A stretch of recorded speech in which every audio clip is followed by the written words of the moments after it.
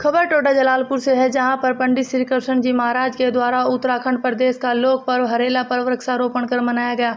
आपको बताते चलें कि टोडा जलालपुर में पंडित श्री कृष्ण जी महाराज के द्वारा आश्रम के प्रांगण में वृक्षारोपण पर उत्तराखंड का लोक सांस्कृतिक पर्व हरेला पर्व पर वृक्षारोपण किया गया है और यह प्रकृति के साथ संतुलन साधने वाला त्योहार है। प्रकृति का संरक्षण और संवर्धन हमेशा से पहाड़ की परंपरा का अहम हिस्सा रहा। पंडित श्री कृष्ण जी महाराज ने कहा है कि हरेला पर्व के अंतर्गत टोडा जलालपुर में स्थित आश्रम के प्रांगण में वृक्षारोपण किया गया है। रुड़की न्यूज एक्सप्रेस के लिए रुड़की से श्याम सुंदर के साथ सोमवीर सैनी की खास रिपोर्ट। देखिए, श्रावण का अर्थ तो होता है कि जिस महीने सुना जाए और जो कि यहाँ पर हमारे हरिद्वार से गंगा जल ले जाने का एक प्रचलन है। भगवान नीलकंठ को चढ़ाने के बाद लोग यहाँ से कांवड़ उठाते हैं और अधिकतम जो है पुरा महादेव जाते हैं और बाकी लोग अपने अपनी जो गाँवों में हमारे खेड़े बने हुए हैं, प्राचीन शिवालय हैं, उनमें जाते हैं। तो कांवड़ यात्रा तो हमारा एक पहचान है, हमारी एक शान है कि पहली बार ऐसा होता है जब हिंदू समाज केवल ये देखता है कि कौन आ रहे, कि कांवड़िए आ रहे, भोले आ रहे, और इसके अतिरिक्त हम लोग कभी कोई चीज़ दूसरी चीज़ इसमें नहीं देखते हैं।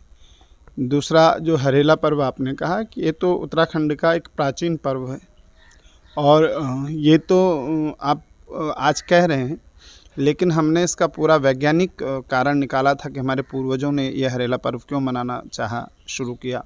तो ये जानकर आपको आश्चर्य होगा कि आज के दिन धरती पे आप एक डाली काट के ऐसे भी लगा दो तो वो भी अंकुरित हो जाती है, उस पर भी जड़ें फूट जाती है, क्योंकि आज के दिन धरती के ऊपर फास्फोरस बहुत ज़्यादा धरती के अंदर आ जाता है और ये नेचुरल है, ये एकदम प्राकृतिक है।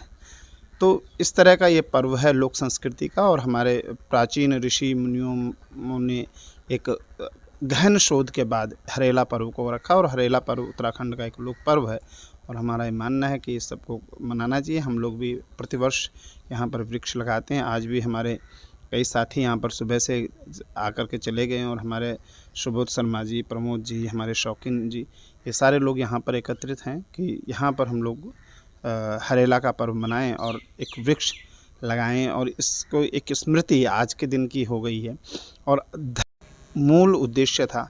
और धरती का ऋण आप तभी चुका सकते हैं जब आप धरती पे वृक्ष लगाएं।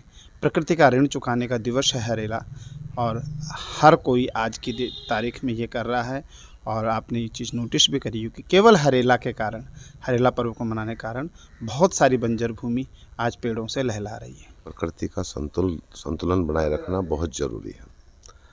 प्रकृति और इंसान के बीच में अगर संतुलन बना रहेगा तो इस सृष्टि सुचारू रूप से चलती रहेगी। इसलिए जो हरेला पर्व है, हरेला पर्व जो उत्तराखंड का बहुत ही लोकप्रिय पर्व है और इसको जो है ना वृक्ष लगाने के लिए ही जाना जाता है। मैं आपको हरेला पर्व की बहुत बहुत शुभकामनाएं व बधाई देना चाहता हूं और भारत माता की जय।